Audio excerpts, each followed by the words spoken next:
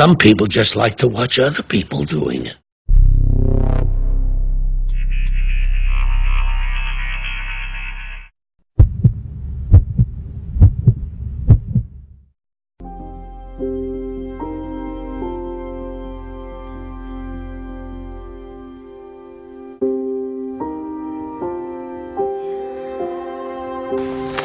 Първата българска подводница. Трябва да виждаш тук долу за какво става въпрос. Това има някакви от там. Подводница, бе, човек! Може да е модифициран. Казан за ракия, да. Мост, кърмата и мостика на първата българска подводница, която се казва Подводничар 18. Що 18-ката първа? Подводница клас Б1-8, поръчена през април 1915 година. Ядрено. Бен участник, които се превозват с железопътен транспорт, пристанище Пола на река Дунав. След това е плавала до Черно. Подводницата е плавала под български флаг от 15 април до 15 май 1916 година. След премирие, подписано през 1918 година в Солун, подводницата е плавала от френски екипаж до Цариград, сега Истанбул, където е била бракувана. И за скрап. И частите не знаем защо са тук.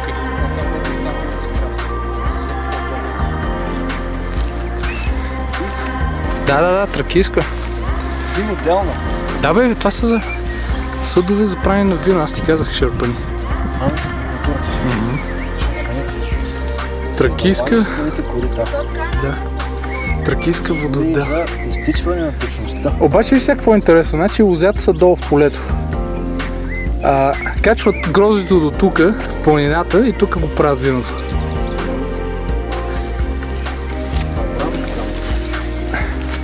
Абрам Калов? Къде е Абрам?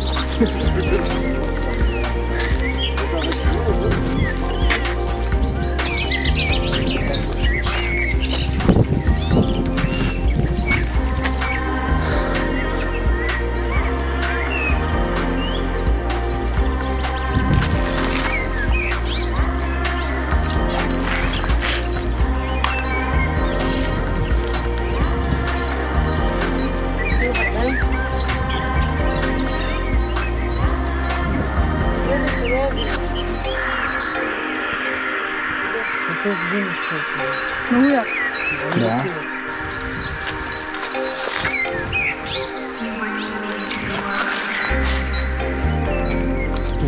Виноделни. Явно. И се е изтичало нататък сок. Ето така правят виното. Тракици. Да, ние там отиваме после. Ето едното стои, но другото е... Да, това е второто явно.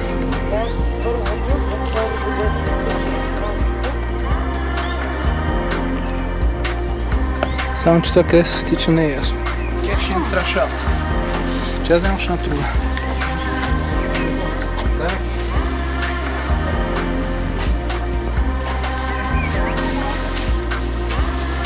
Колкото ръкавица, бе?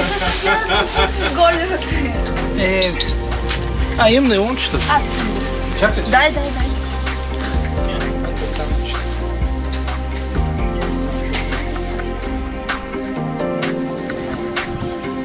И че точно така ми я сложи с омазането.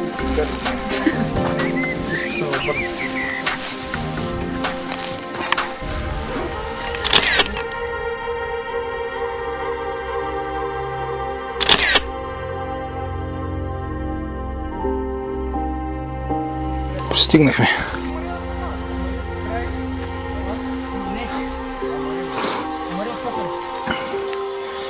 Аре бе, начинаеш ти геокешер, къде си тия музики и история?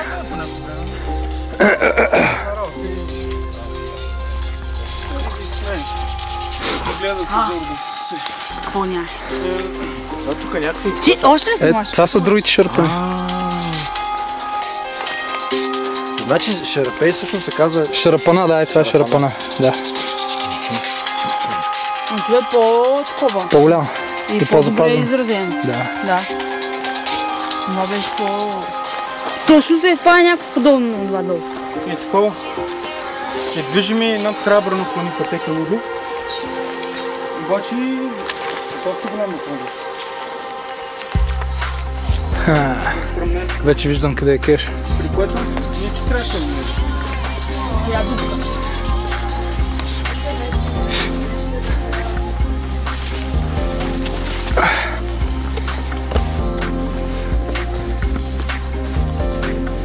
Видате ли бе?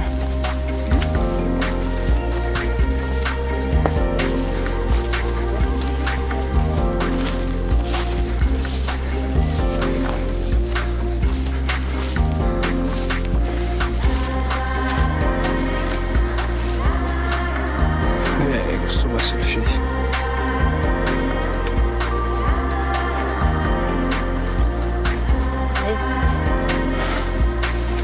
Нека и тук.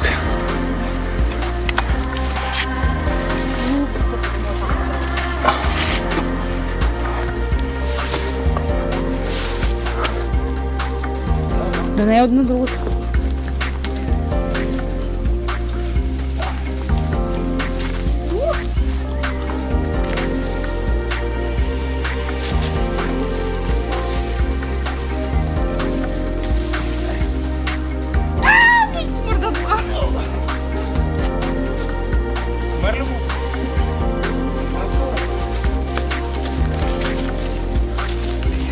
Мисля, че тук му има густер. Густер? Густер. Стига троши, бе. Походнах се.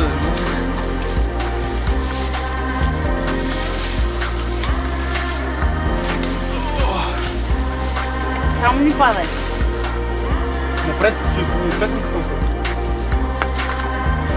Горе там.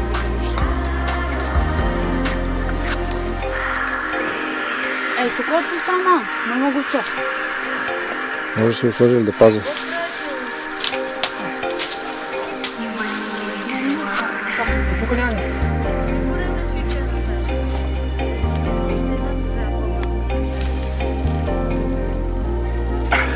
Това да се кача.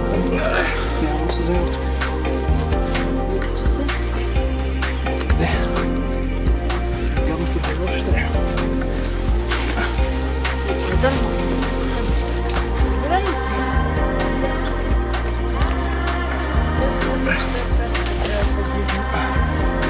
Да, бе, то не трябва и да се дигне даже. Да. Браво. Това си Зора, бе. Боги да ми си рани. Ей си ли ми? Баси. Ево за скривалището, просто. Не е нормално. Компостен кеш. Ще си взема я сам си. Взема.